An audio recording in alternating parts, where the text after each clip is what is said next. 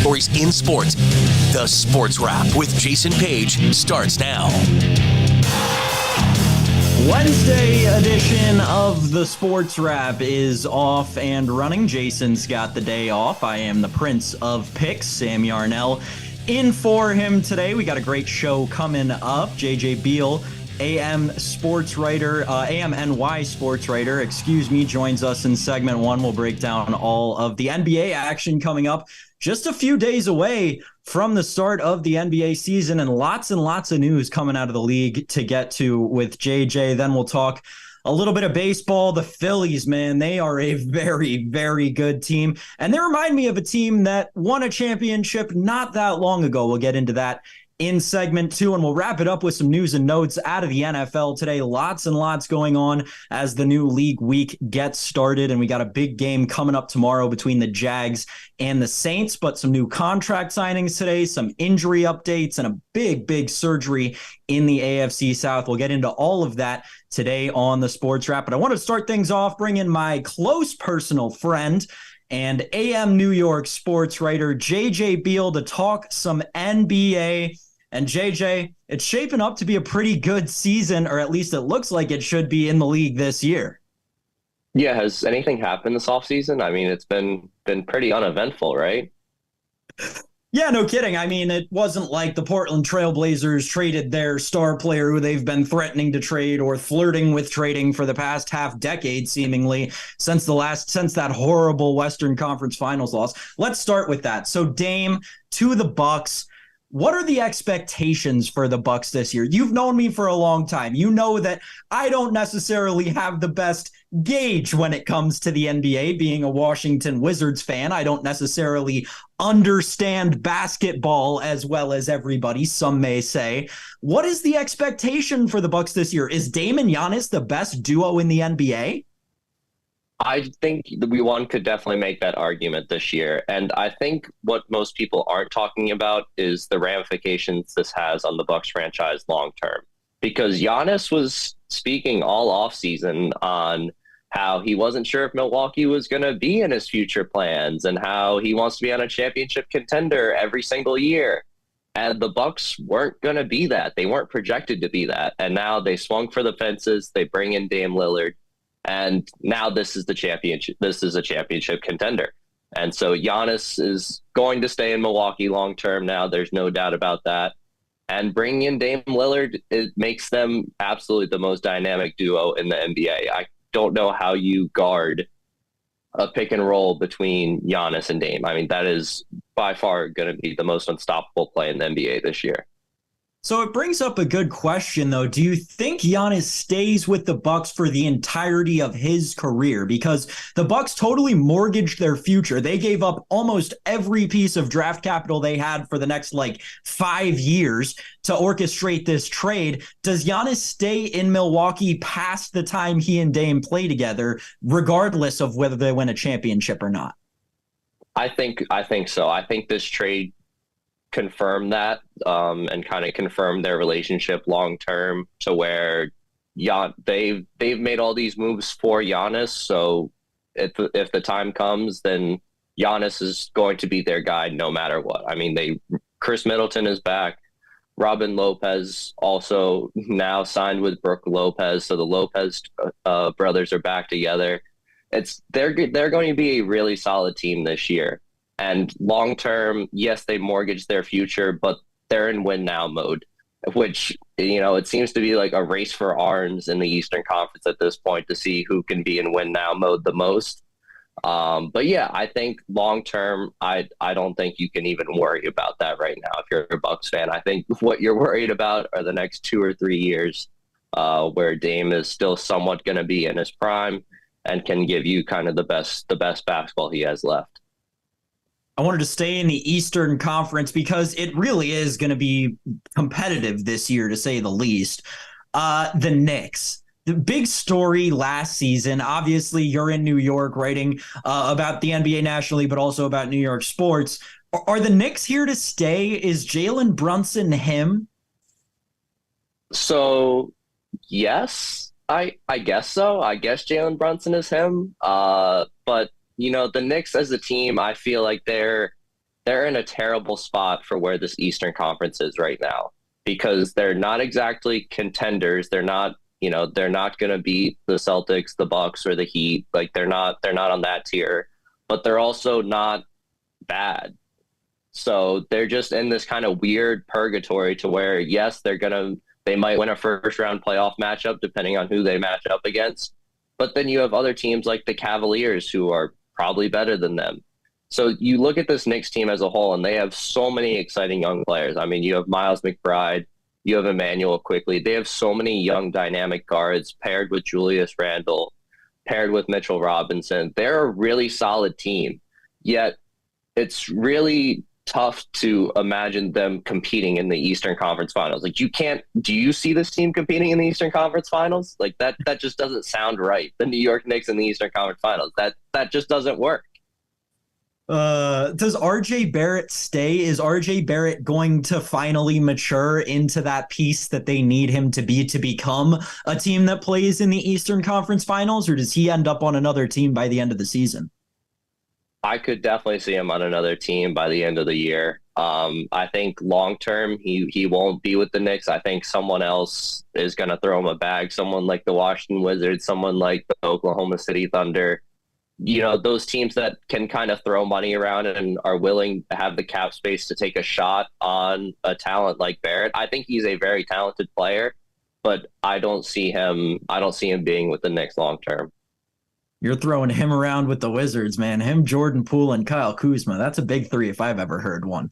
Let's get into the Western Conference now. LeBron James seems like he's never going to retire. One of the statistical leaders in the NBA last year, and he's going into this year as the league's oldest player. Are the Lakers still contenders? I know that they've completely revamped their team. You look at the championship team, I think they have 4 players that are the same. Anthony Davis says he's going to play 82 games this year. How realistic is that, and how much of contenders are the Lakers? So I do think the Lakers are legitimate contenders. Anytime you have LeBron James on your team, you are a legitimate contender. However, I mean, if Anthony Davis wants to play 82 games this year, then you could say that you want to date a Sports Illustrated swimsuit model. Like, yes, you want to do it, but it's probably not going to happen. But you look at this team as a whole. I mean, Anthony Davis agreed to a 3-year extension, but they bring in Rui Hachimura, former Wizards. We know that they run this league according to you. But also bringing in Jared Vanderbilt, Gabe Vincent, and Christian Wood. I mean, these are going to be serious players that will revamp this roster. I mean, Gabe Vincent wreaked havoc on the Celtics last year. He's going to be a real difference maker for this Lakers team. Really the spark that they were missing last year. I mean, the Lakers team last year was a team filled with holes, but the pieces that they brought in this year with Christian Wood, Jared Vanderbilt, I mean, bringing back D'Angelo Russell, there's really nothing much more you could ask for as a Lakers fan, and, kind of building for this last push with LeBron at the helm.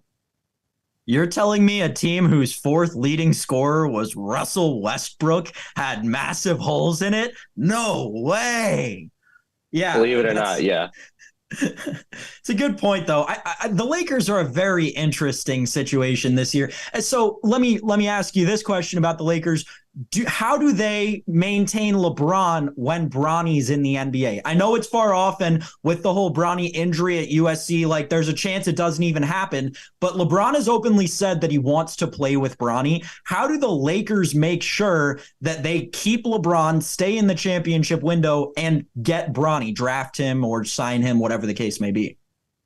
I think at that point, if you're the Lakers, I think you look to trade LeBron. I don't think that you try to draft Bronny. I think whatever team drafts Bronny is going to set their team back significantly just to get 2 years of LeBron and to sell tickets. So if I'm the Lakers, I wait to see where Bronny goes. And then if LeBron wants to get traded there, then you send pieces there and you get pieces back. So I much rather see the end of LeBron's career playing off with a different team, and the Lakers using those pieces that they get from a LeBron trade to kind of start their rebuild themselves. It's very interesting. In the Western Conference, the biggest story for me that I've noticed going into this season has got to be the Oklahoma City Thunder. They've got an electric team. They've got great young talent, and they've had young talent for a couple of years now. But now they've got all this draft capital. And I have the tweet saved somewhere. I don't have it pulled up in front of me. They've got like 4 first-round picks for each of the next 3 seasons. How good are the Thunder going to be for how long, JJ? And are they a team that we could consider a championship contender this year or next year? This Thunder team is an absolute delight.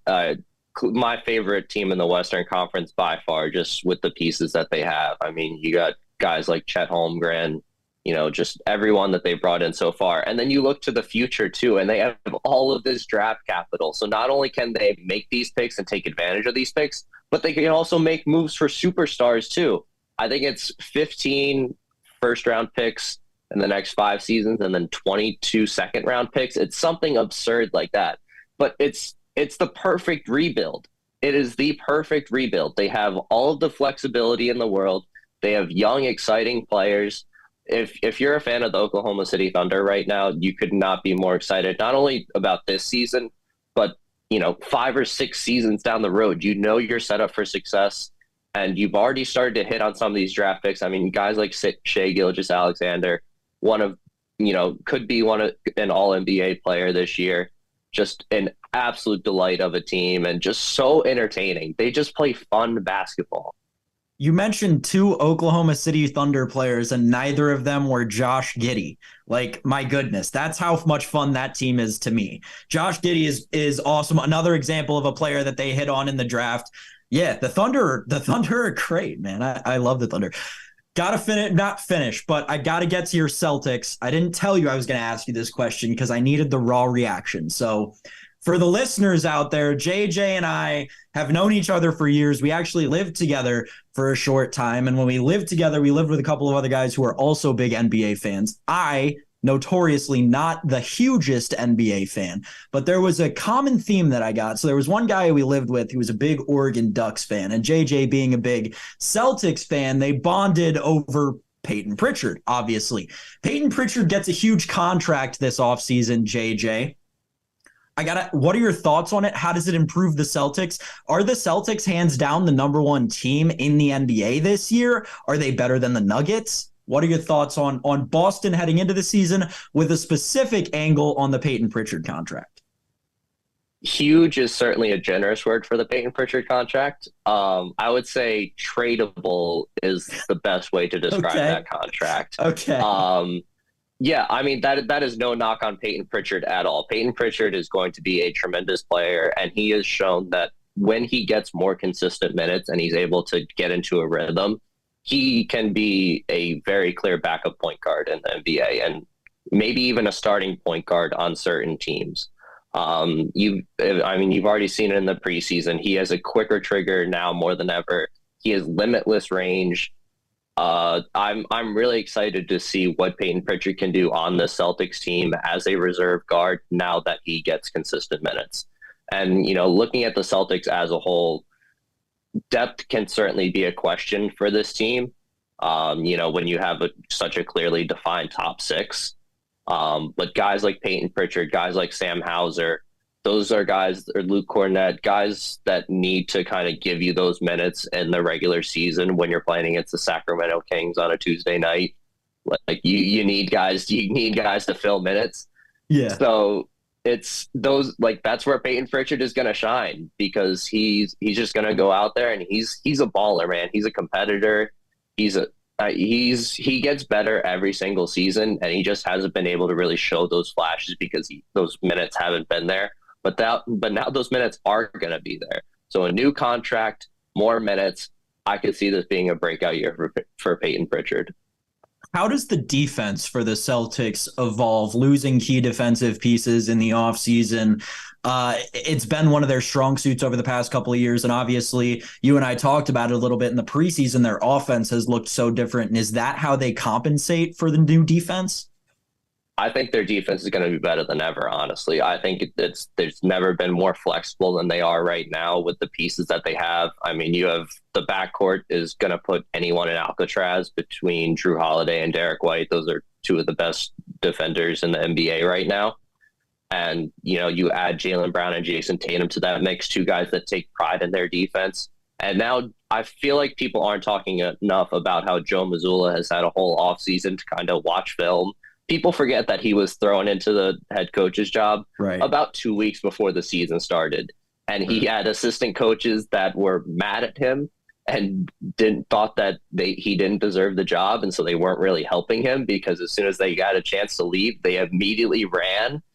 So you look at the Celtics roster now, and you look at the Celtics coaching staff too. They were able to bring in guys like Sam Cassell this offseason, former players that have lots of respect for, that demand current respect from current players right now. So I think that having a full coaching staff that's fully on board with Mazzulla's vision, and Mazzulla finally having a full offseason to kind of, gather his bearings and make his adjustments and everything, I think that Mazzulla could be a coach of the year candidate for sure. And I think that, the Celtics defense is only going to follow that. You have elite rim protector in Kristaps Porzingis. So that just lets guys like Drew Holiday and Derek White push up even further on their guys, because they know if they get beat, then you have, Kristaps, Al Horford, and Jason Tatum coming in there to protect the rim. Gosh. Yeah, their lineup is stacked, man. Like, I did not realize until you were just throwing out those names, just a guy off there. They might win a guy off if you're having a guy off in the NBA. All right. Got to get you out of here on this, JJ. I am a Wizards fan living in basketball purgatory for the last better part of 20 years. Tell me something nice about the Wizards. They look like the worst team in the NBA. Look, there has never been a better time to tank in the Eastern Conference than right now. You don't want to be in basketball purgatory in the Eastern Conference right now. You would rather be a rebuilding team and a team that's building towards something than a team like the Knicks and the Cavs. Like, I would say, if you're a Wizards fan, I would say that you are in a better position to succeed in the future than a team like the Knicks or the Nets. It's a team that is certainly young, but the flexibility is there, and you don't want to compete now because you're not beating the Bucks, you're not beating the Celtics, you're not hanging with the Heat. No. Who wants to do that? No one wants to do that. You want to wait 5 years down the line when these teams don't have their draft picks or anything, and then who comes swooping in? Jordan Poole and the Washington Wizards. Oh my gosh, that's JJ Beale. He does a great job at amNY Sports. Check out all of his work over there. JJ, thanks for breaking down the NBA for us, man. We'll get you back on the show real soon. Of course, always a pleasure, Sam. On the other side of this short break, gonna get into the baseball. The Phillies, they're an electric factory. We'll talk all about it. I think they're going to the World Series, and I think they might have a matchup with the Texas Rangers in order. We'll talk about the game coming up tonight as well. We'll get into news and notes in the NFL after that. It's the Sports Wrap on this Wednesday.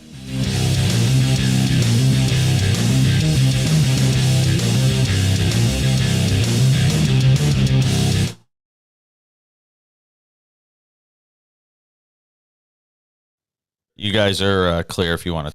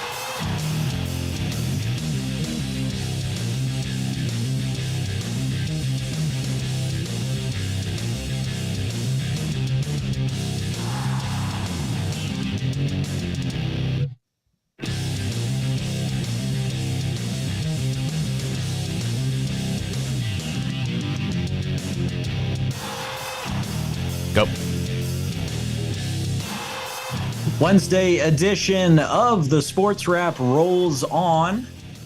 Thank you so much to JJ Beale from amNY Sports. Talking to Jason in the break. He goes, he looks like a young JJ Redick. Those of you watching the video version of the pod will be able to relate.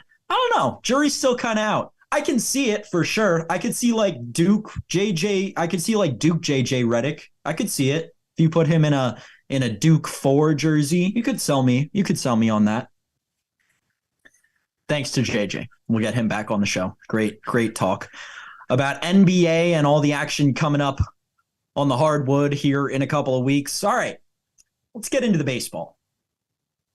Because I got a bone to pick. This Phillies team, as much as I hate the Phillies, and I hate the Phillies, I will be the first to come out and say it, but this Phillies team is absolutely electric. That it's as simple as that. They've got great hitting. Their pitching has stepped up when they needed to, which to me was the biggest question coming into this postseason was, could their pitching do it? We knew their offense had the potential to get hot, and they have right at the right time.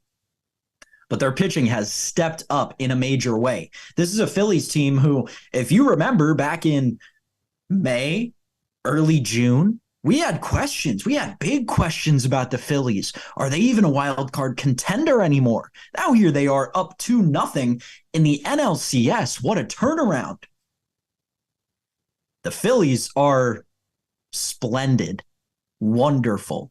Trying to think of more great adjectives to use for this outstanding team. I like the Phillies a lot. Kyle Schwarber is maybe the most interesting case of them all. I know there's the Nick Castellanos. Obviously, you've got your Bryce Harpers, your star of the show, your Mr. I've been on the front page of Sports Illustrated since I was 15, but I still choke in big moments. Kyle Schwarber with a 2-home run night last night as the Phillies go on to win 10-0. Oh, 10-0. And they didn't score after the 7th. It wasn't like, 8th inning, tack on 5 runs. 10-0, and the D-backs had to sit through it. And it was early and often for the Phils. Trey Turner with the first inning home run, second batter of the game. By the way, how about Trey Turner? I think his OPS is above 1,200 this postseason. In the postseason in a Phillies uniform. So that encompasses last season as well. Regardless, what an acquisition that was. This is a take that I've been sitting on for a few days, and I wanted for the situation to be right for me to be able to come out and say it, but this Phillies team reminds me of the 2019 Nationals, which reminded me of many other championship teams, but this is just the latest one, and it seems like it's becoming a trend in baseball. As I mentioned, right, we were concerned about the Phillies early in the summer, late in the spring. We were materially concerned, thought that it may be time to do something in Philadelphia. Then they have a magical turnaround, completely do a 180, get into the wild card, not sneak in, won't say sneak in. They weren't the Marlins, gosh. And then they rocked the Marlins.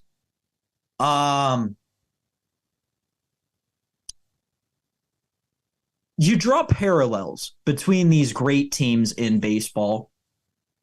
And I think that there are many between of this Phillies team and any championship team that you want to look at.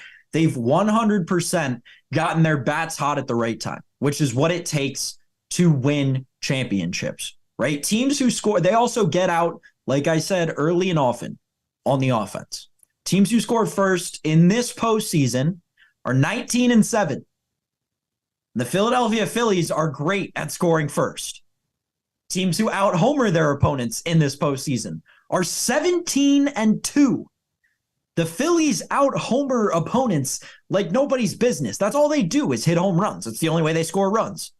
I shouldn't say that. JT Realmuto with a beautiful gap double last night. Two-run double, I believe it was, in the left center field gap.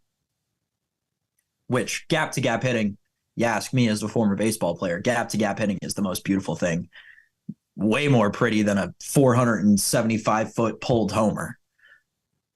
Agreed.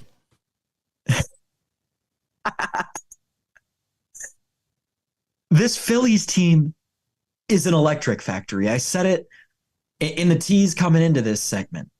They're only getting better. They're getting better every game. There is a narrative that's been created that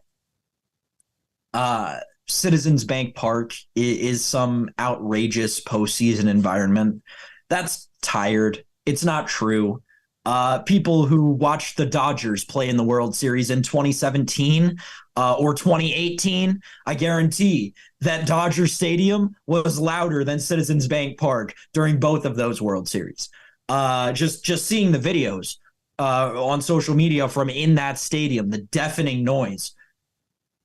You look at other big stadiums with big fan bases, right? I would bet you that Boston in 2018, during that miraculous World Series run, when they were one of the best teams maybe in baseball history, I bet you Fenway Park was rocking more than Citizens Bank Park was. You're going to tell me that you go back 15 years, Yankee Stadium in 2009, I would even argue was probably louder than Citizens Bank Park this year, let alone that year. That all said, postseason baseball does 100% bring about an environment that we all need to appreciate, respect, and probably give more flowers to, because I don't think that we quite respect the difference in baseball between regular season and postseason play so much. But that's a story and an argument for a different day, and Jason and I can talk about that when he's back on the show, because I'm sure his opinion probably differs from mine. To the Phillies. If you want to bet on the World Series right now, the Phillies are the best team to bet on. You're going to have the most fun. I'm not even looking at the odds in front of me. I'm just telling you. You're going to have the most fun. You're going to be rooting for the best team. And at the end of the day, you got the best shot to win. Because right now, just from a baseball perspective, not from a numbers perspective or an analytics perspective, but from the game of baseball perspective, the Philadelphia Phillies are a clear-cut and obvious winner of this year's World Series. It's not particularly close for me. I think the Diamondbacks will get a game in this series. I don't know when it will come, whether it will be game 3 or 4, but they will get at least one at home. Don't think they're going to get much more than that. I'm pretty confident in a gentleman's sweep in this series. Now to the other league, to the American League, because that's where this all gets a little hairy for me. By the way, if the Phillies win, it will be the second time in Phillies history that they've played in the World Series back-to-back years against teams from the same division, right? So in 2008 and 2009, the Phillies played in the World Series against the Rays and then against the Yankees. And in 22-23, they played it against the Astros in 22, and it would either be the Rangers or the Astros in 23. Just a little interesting tidbit about this upcoming World Series should the Phillies make it. To the game coming up tonight and who the Phillies could play, or the Diamondbacks, but let's be realistic here on the Sports Wrap. Astros Rangers tonight in Arlington. Christian Javier and Max Scherzer. He's back. And that's got to be the story of this game. Max Scherzer coming back after the season that he's had, the roller coaster of emotions that it's been. Think about where this season started in Port St. Lucie, getting ready for a World Series with the Mets. The Mets, who just let Jacob deGrom go and replaced him with Max Scherzer, Justin Verlander, this loaded pitching staff, ready to chase a World Series again. To where we are at the deadline. The Mets in fourth, struggling for fourth place, battling with the Washington Nationals for who will be the worst team in the month of July. I think the answer was the Mets, just saying. They deal him. Where? To the team where deGrom went. How electric. Despite deGrom not being available for the rest of the season, obviously Tommy John back in, April, May, early. He had Tommy John early this year. Which is a side note to the fact that the Rangers making it this far and doing as well as they have, especially in this series, is even more a testament to how impressive that roster is. Jacob deGrom was supposed to be their ace. Who became their ace? Nate Eovaldi. Are you kidding me? The dude who was a playoff bust in not one but two different cities has become the ace of a team up 2-0 in the ALCS. It's an incredible turnaround. Max Scherzer gets the nod tonight for the Rangers against Christian Javier. Javier was good early in the season. So was Scherzer. Scherzer, we know who he is in the playoffs. He struggles in the playoffs, and he struggles mightily in the playoffs. Whether it's, and there are a lot of theories about why this might happen with this particular pitcher. I personally subscribe to the one that he is an all-out, all-the-time guy, and you have him throw so many innings during the regular season, his body, no human body, but his, is not built to take the stress of postseason baseball at the level that he pitches at. Which is all well and good, but does that change now? Are we seeing a new, or not new, but different Max Scherzer? Are we going to see regular season Max Scherzer, the one who normally comes back from short injury stints to medium injury stints and shoves? Because if we are, then maybe what I just said about the Phillies is completely wrong, and we need to start talking about the Texas Rangers. That's how important this game tonight is. Because if the Astros win behind Christian Javier, who was one of their better pitchers through the first half of the season as a Cy Young favorite there for a little bit and then fell off mightily in the second half. If they get a game in Arlington on the road, game back in this series, make it 2-1 heading into game 4, you might start thinking about the Houston Astros going back to the World Series. And then we're looking at a rematch of the Phillies and the Astros. My goodness. This game tonight, to me, decides the series. We know the odds of coming back from down 3-0. And of course, there's a great hero story to be had, but realistically, it's never going to happen. 2-1 is a totally different story. If the Astros win tonight, I might even like them in the series. Down 2-1. It's a nuanced way to look at this game, but I think the best bet on this game has got to be the total. And it's something that a week ago, Max Scherzer, Matt Stryker, our good friend over at MLB Network and Sports Grid, came on the show and told us about the best way to bet some of these playoff games is the total. And when you look at Christian Javier and Max Scherzer, despite how bad this Texas Rangers bullpen has been, and I know Jason every day talks about how the implosion is coming. The implosion is coming. He's like Ben Revere with the British, but with the Rangers bullpen implosion. And I know that it will come. I agree with him on that. Aroldis Chapman. Goodbye. I don't think it implodes tonight. I think the under 9 is the safe play in this game. I think this game is 3-2. I don't know who wins, but runs are going to go a long way in this one. You're getting the under at even money right now. You don't have to lay any juice. I might think about Scherzer's over K prop. It's 4.5 for both pitchers right now. You actually get plus money if you take Javier's. Might think about that. Jerry in Louisville, that is not a registered play yet. I repeat to Jerry in Louisville, we are not officially registering Scherzer over 4.5 Ks, but it's out there. It's on the table. For the record, he texted yesterday into our defunct text line to say that he was happy with his Cowboys pick that you gave. All right, Jerry, you're going to make me do it. I'll give out a pick. This is a small unit, mini unit, micro unit play for Jerry in Louisville. Everybody out there, Jonah Heim home run, plus 630 or thereabout at whatever sports book you're shopping at. Because when Sam hosts the cash in, there is no official sports book because no free ads. But if there's a sports book out there that wants to get me to use their lines, I'd be more than happy to. You're getting a Heim home run at just about 6-1 tonight. I love it. Jonah Heim hits righties well. Christian Javier hasn't been great in the second half of the season about keeping the ball in the yard. Love Jonah Heim homer. Really bad juice on all the home run bets tonight, so I had to go through it and kind of find a good one. But Jonah Heim, we're riding with it. Jerry in Louisville, Jonah Heim home run. Let's do it.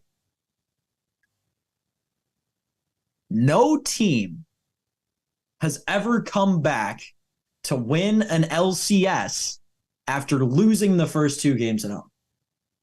That's what I got to end this segment with. Because at the end of the day, what does this Astros team do? What have the Astros done for, carry the 8 years now?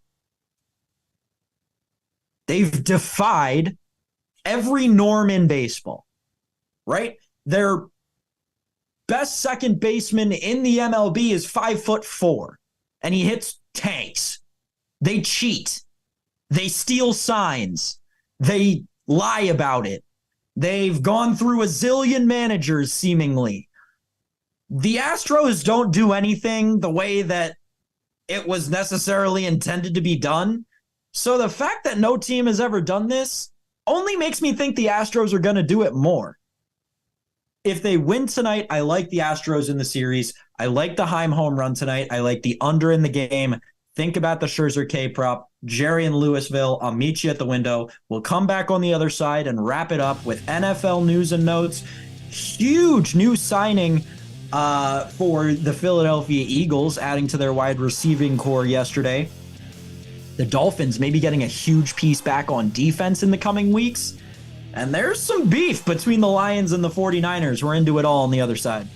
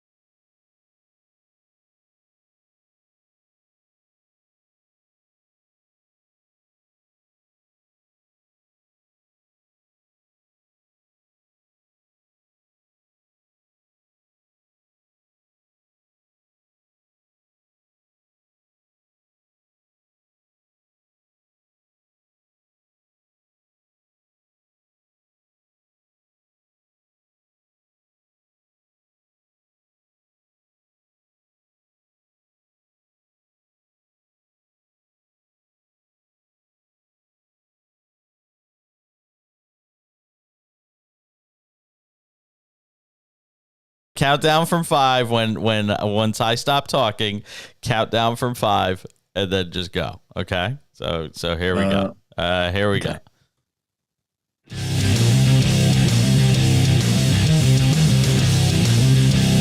Wednesday edition of the Sports Wrap rolls on. Talking some NFL news and notes. Thanks again, JJ Beale, amNY sports writer, for joining us earlier. I am Sam Yarnell, in for Jason Page today. Jason's back tomorrow, as he usually is. We'll go through the Thursday night football game. All right. Jalen Ramsey's back with the Dolphins. Before we get to that, let me get to the Anthony Richardson thing, because I don't want to talk about the Dolphins yet. Anthony Richardson went through shoulder surgery, or is undergoing shoulder surgery either today or this week. He's out for the season. It's horrible. If the Colts can somehow make the postseason, there's a chance he plays then, I guess, is my understanding. There's a chance, if they even do, with Gardner Minshew. So his season's over. It's done. It's over. It was a good rookie season. It lasted, 4 games with a concussion in there. Anthony Richardson was a great fantasy quarterback for 4 games. And I was really happy with it. I don't know what we're going to do now. Because, I'm sure there's someone out there who can relate. There's one fantasy team I have. Anthony Richardson's the only quarterback I got. I didn't take a backup. It's a high-stakes league. We all went for skill players. Now I got nobody. I got to, pick up Josh Dobbs off the waiver wire. I don't know. I don't know what we're going to do. Anthony Richardson's out for the season. I'm sorry, Colts fans. It looked like you had a good one. And right as you get Jonathan Taylor back, too. This sucks. There's nothing more to say to it than that. In Indianapolis right now, this just sucks. There was so much promise with this team. Zach Moss looked like an all-pro running back behind that offensive line for 5 weeks. Now you get Jonathan Taylor, who actually is an all-pro running back into that lineup, and you got to put them all behind Gardner Minshew. Don't get me wrong, no hate on Gardner Minshew. He's a very nice guy, very down-to-earth human being. Was lucky enough to meet him a couple of times, but he's not a championship quarterback. Not that Anthony Richardson is, but Anthony Richardson's got a better shot of being one. It was a good season, Colts fans. Now it's time to tank for Brock Bowers. I guess you need a tight end. I don't even know if Brock Bowers is eligible for the draft. I think he is. I think he's a junior. Tough news for Anthony Richardson out of Indianapolis today. Jalen Ramsey's back with the Dolphins. They opened his 21-day window to return from IR today. And this is going to be a big one.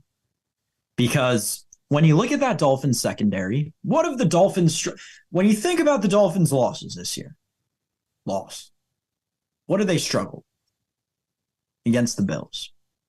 Stopping Stephon Diggs. They couldn't stop Stephon Diggs. They couldn't stop the whole Bills wide receiving core, but having a nickel corner on Stephon Diggs did not help them at all. Getting Jalen Ramsey back solves that problem. And as a Bills backer, as a Bills supporter, as a Bills bettor, I'm nervous. I'll say it. I think that the Dolphins defense is going to get a lot more real with Jalen Ramsey back. I was expecting them to not get him back until week 10, week 11. Getting Jalen Ramsey back almost makes up for losing your left tackle. You never know, but they're going to be a good team. They've got Ramsey. They'll get Achane back. The Dolphins, I'm coming around on the Dolphins, and that's not good. That is not a good thing, ladies and gentlemen. You don't want this guy to come around on the Dolphins, because that means they might actually be a real team. Excuse me?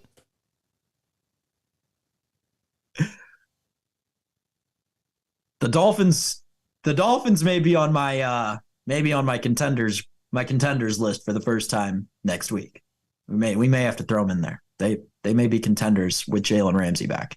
Guy's a 3-time All-Pro. He's won a Super Bowl. That's the thing with the Dolphins. They, you look outside of Tyreek Hill, no one else on that team really knows how to win in the postseason. They get Jalen Ramsey back. Now they do.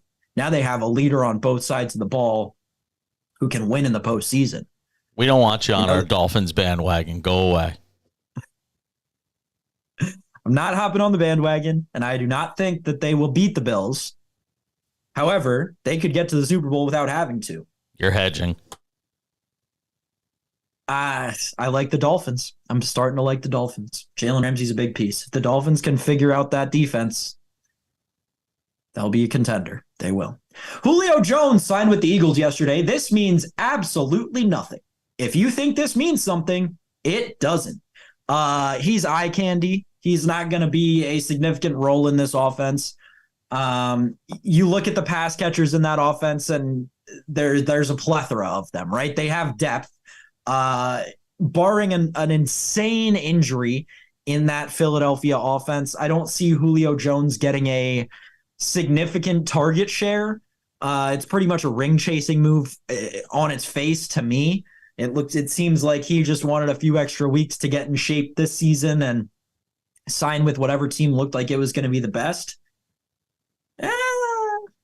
Julio Jones doesn't mean anything to me.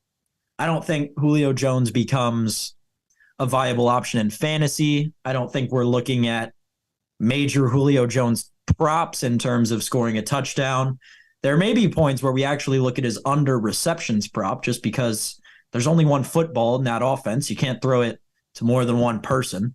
And when you got guys like Devontae Smith, A.J. Brown, even out of the backfield, you look at guys like Miles Sanders, and you got pass catchers throughout that offense, Dallas Goedert. The ball's got to get spread around. The Julio Jones move isn't really a needle mover for me in Philadelphia. Next story's a little bit weirder. I didn't see this one coming at all. And I guess it makes sense when you think about it, but there's real beef between the Lions and the 49ers. I don't know if any of you saw C.J. Gardner-Johnson, CJGJ. He was on, it must have been Instagram Live or TikTok Live or something. And he goes on and starts rapping about Deebo Samuel. He says Deebo's a running back. He can't run routes. He says that he's going to lock down Deebo and that Deebo shouldn't be friendly to CJGJ when they see each other. There's real beef between the Lions and the 49ers, and quite frankly, I'm here for it. These are two of the best teams in the NFC right now, two of the three best teams, and I want them to go at it. I want them to be at each other's throats. We've seen a ton of fights in the NFL this week specifically. I'm ready for the tensions to flare, man. I'm ready for Myles Garrett to swing a helmet again. I'm ready for it all. Tensions are starting to flare in the NFL here in week 7, going into week 7, and I'm excited about it. I think that we're going to get some real haymaker football, some real gritty, rough and tumble kind of brouhaha football coming down the pike here, and I couldn't be more excited. I want these Lions and 49ers to meet up in the playoffs. My gosh. Deebo and CJGJ in the playoffs, there's going to be a fist fight on the field. It's going to be like, now I can't remember. And Ghost of Jason, feel free to hop in if you can. Who was the wide receiver who had his chain snatched on the field by a defensive back, and then they started fighting? It was probably 7, 8, 10 years ago. I don't recall. Ghost of Jason not helpful on this topic. If any of you out there listening, I bet Jerry in Louisville knows. I bet my guy Jerry remembers, because I think it was a Houston Texan, if I remember correctly. I think Jerry probably remembers. So Jerry, hit me up on social media, on X at Sam_Yarnell. Shoot me a DM, shoot me a tweet. Tell me who that fight was between, because I can see the video in my head of the wide receiver running the route and just getting kind of caught up. And then after the play, the cornerback snatches his chain, and then the wide receiver just swings on him. I can see it crystal clear in my head. Hit me up at Sam_Yarnell. Throw me the answer. We'll get the video in the show tomorrow because everyone deserves to see that fight. It was a great fight. One of the all-time NFL fights. All right, enough about NFL beef. We got to get to my favorite NFL head coach. Speaking of the Miami Dolphins, Mike McDaniel's an electric factory. Mike McDaniel's the most fun coach in the NFL, hands down. I want to hate him so badly. I want to not like that guy more than almost anything. I want to not like that guy almost as much as I want the Bills to win a Super Bowl. And I just can't bring myself to do it. I mean, when the reporter asked him about how they're, having a historic year in week 6 of the season, a historic year offensively, and he goes, well, that's it. That was our season goal, offensive output through 5 weeks. It's just stuff like that. The guy is making America love him. He's becoming America's coach. And that was only evidenced more this weekend when he was mic'd up.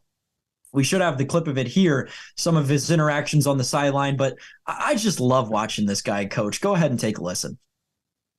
That 5's widened out there, Butch. Why don't you say that? LOL. Isn't that fun? Go score. Tell him to score. Score. Touchdown, Miami.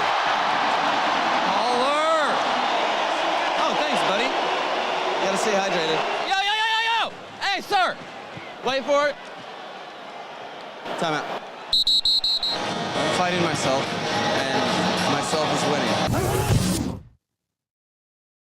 Isn't that all of us sometimes? Don't we all just think, I'm fighting myself today and myself is winning? Like, that was the most relatable piece of content I've ever seen. I want to get this guy on the show more than I need to get this guy on the show more than I need air when I wake up in the morning. Mike McDaniel's awesome. And I hate the Dolphins, and he's awesome. There's another clip. If you watch the extended version of that video, which I highly recommend going to do, the Dolphins social media team put out a whole 3.5 minute cut of him mic'd up on the sideline this week. And there's one point where he walks up to the guy who holds the chain, the chain gang, as they're called. They wear these bright colored vests while they hold the chain so that everyone knows that they're not members of the sideline. And McDaniel walks up to him and he goes, oh yeah, I almost wore that same vest today. It was just an awesome moment. Mike McDaniel's great. And I'm happy for him. I'm happy for Dolphins fans. As much as I don't like the Dolphins, I know that Dolphins fans, I'm very good friends with a few Dolphins fans. I know that they've been through it for, since the Matt Moore experience, which was 15 years ago at this point, it feels like. I know it's been a struggle for Dolphins fans over the last however long. I'm right there with you as a Bills fan, and I'm very happy that they've got Mike McDaniel to lead them out of the darkness that they were seemingly in. All right, couple of notes here to wrap things up. 3 main things I wanted to get to before we end the show. First of all, the Falcons are doing this new thing this year where they've got a drone that must be on a track in the roof of Mercedes-Benz Stadium, and it's doing drone shots of all these different plays, and they're absolutely sick. They're just ridiculously cool. The one that came out this week was Calais Campbell's 100th career sack, and it's just an awesome video. The angle is unique, unlike anything we've ever seen before. It's better than the Skycam because you're actually on listening. Keep them coming, man, because they are one of my favorite things about football social media so far this season. Another note, Bears-Chargers not flexed out of Sunday Night Football Week 8. The NFL had a deadline they had to meet yesterday that they had to decide whether or not they were going to flex the Bears-Chargers game out of Week 8 Sunday Night Football. And they decided not to. I haven't even looked at the other games going on in Week 8, but I can tell you right now, Bears-Chargers is not a primetime game. That screams 4:25 start, bet the under, bet the Bears getting probably 10.5 points in that game.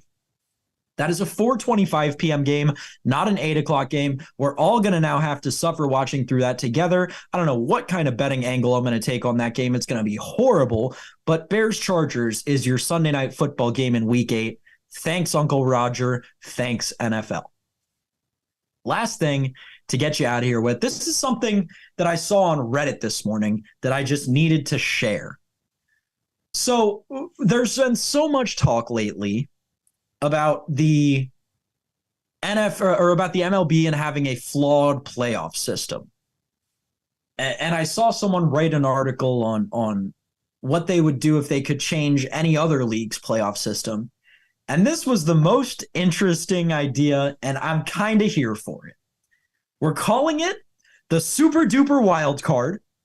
Essentially, the concept is that instead of each one seed, the AFC and NFC one seed getting a bye, they play a game against the worst seed from each of those conferences, right? So last season it would have been either the Eagles or the Niners or whoever the AFC's one seed or the NFC's one seed was against like the Commanders, or not the Commanders, like the Falcons or the Cardinals. I'd be so here for that because 90% of the time the one seed would win, right? But that 10% of the time when the 16 seed takes out the one, that is going to be awesome football. I would be so here for that. It would make the NFL more money.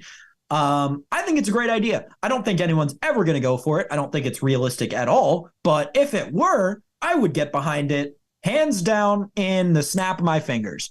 I think it's a cool idea. I'd love to see it, even if it were for just a season.